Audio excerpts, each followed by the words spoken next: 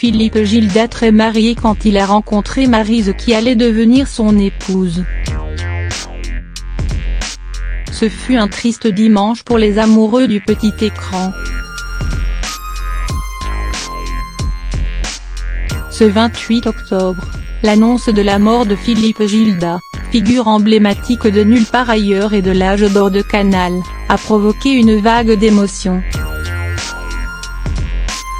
Le journaliste est décédé dans la nuit de samedi à dimanche, des suites d'un cancer généralisé.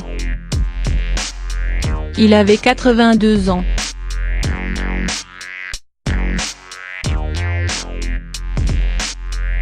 Il laisse derrière lui son épouse Maryse, avec qui il a partagé 36 ans de bonheur. Mais si leur couple s'est formé au début des années 80, leur histoire a en fait commencé des années avant, doucement, dans les couloirs d'Europe 1. Philippe Gilda rencontre celle qui deviendra un jour sa femme en 1975, dans les studios d'Europe 1. Un an plus tard, les deux collègues commencent à travailler ensemble à la matinale, lorsque le journaliste prend en main le 6-9 où Maryse est speakerine. Il n'y a pas encore d'amour dans l'air mais le courant passe immédiatement entre eux.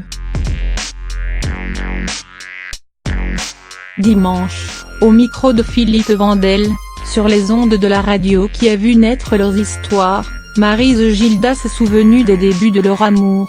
Dès le début du 6-9, il y a eu pas une attraction mais une complicité naturelle tout de suite.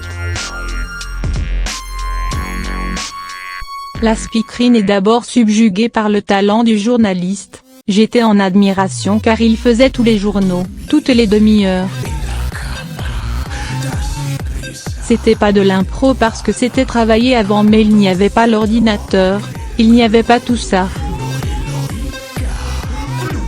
Il arrivait avec un papier mais leur histoire met du temps à éclore. Ils travaillent ensemble durant 6 ans sans qu'il ne se passe rien entre eux, il était très marié et moi j'avais quelqu'un dans ma vie aussi. Après 6 années à la matinale, Philippe Gilda est nommé directeur de l'antenne, quittant les ondes pour un bureau. Il n'oublie cependant pas Maryse.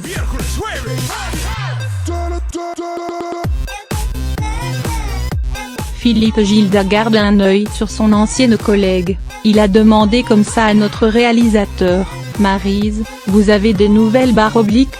Qu'est-ce qu'elle fait ? À l'époque, la jeune femme traverse une séparation, quittée par l'homme qui partage sa vie, j'étais pas bien. J'étais dans un état un peu lamentable. Lorsqu'il apprend que Maryse ne va pas bien, le journaliste décide de reprendre contact, il m'appelle un soir à la maison et il me dit « Est-ce que je peux passer vous voir ? » Philippe Gilda prétexte une rendez-vous de travail pour passer chez son ancienne collègue. La voyant fatiguée, il s'en va finalement mais l'invite à déjeuner le lendemain, je voyais bien qu'il y avait un intérêt, qu'il y avait quelque chose qui se passait.